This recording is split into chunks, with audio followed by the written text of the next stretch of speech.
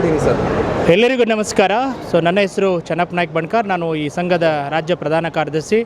ನಿಜವಾಗ್ಲೂ ಕೂಡ ಭಾಳ ಸಂತೋಷದ ದಿನ ಅಂಥೇಳಿ ನಾನು ಭಾವಿಸ್ಲಿಕ್ಕೆ ಬಯಸ್ತೀನಿ. ಯಾಕಂತ ಹೇಳಿದ್ರೆ ಇವತ್ತು ರಾಜ್ಯದಲ್ಲಿ ಒಂದು NHM ನೌಕರರು ಪ್ರಪ್ರಥಮ ಒಂದು ರಾಜ್ಯ ಮಟ್ಟದ ಸಮಾವೇಶವನ್ನು ಹಮ್ಮಿಕೊಳ್ಬೇಕು ಅಂತ ಹೇಳಿದ್ರೆ ಅದರ ಶ್ರಮ ಎಷ್ಟಿರ್ತದೆ ಅಂತೇಳಿ ನಮಗೆಲ್ಲರಿಗೂ ಕೂಡ ತಿಳಿದಿರ್ತಕ್ಕಂಥದ್ದು.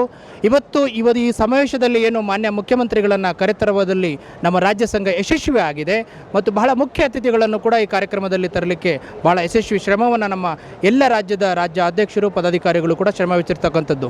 ಇವತ್ತು ಏನು ಬೇಡಿಕೆಗಳು ಈಡೇರಿದೆ ಇದು ಕೇವಲ ಸಮುದಾಯ ಆರೋಗ್ಯಾಧಿಕಾರಿಗಳಿಗೆ ಮಾತ್ರ ಇದು ಸೀಮಿತ ಆಗೋದಿಲ್ಲ ಅಂತ ನಾನು ಭಾವಿಸ್ತೀನಿ. ಯಾಕಂತ ಹೇಳಿದ್ರೆ ಇವತ್ತು ರಾಜ್ಯದಲ್ಲಿರ್ತಕ್ಕಂಥ 27,000 ಸಮುದಾಯ ಆರೋಗ್ಯಾಧಿಕಾರಿಗಳಿಗೂ ಕೂಡ ಈ ಸಮಾವೇಶದ ಮುಖ್ಯನ ಎಚ್ಚರ ಕೊಡುವಂಥದ್ದು ಮತ್ತು ನಮ್ಮೆಲ್ಲರನ್ನ ಎಚ್ಚರ ಮಾಡುವಂಥದ್ದು ಮತ್ತು ಎಲ್ಲರ ಬೇಡಿಕೆಗಳು ಈಡೇರುವಂಥ ದಿನಗಳು ಭಾಳ ಹತ್ತಿರದಲ್ಲಿ ಇದೆ ಅಂಥೇಳಿ ನಾನು ಭಾಳ ಪೂರ್ಣ ಪ್ರಮಾಣದ ವಿಶ್ವಾಸದಿಂದ ಹೇಳಲಿಕ್ಕೆ ಬಯಸ್ತಾ ಇದ್ದೀನಿ.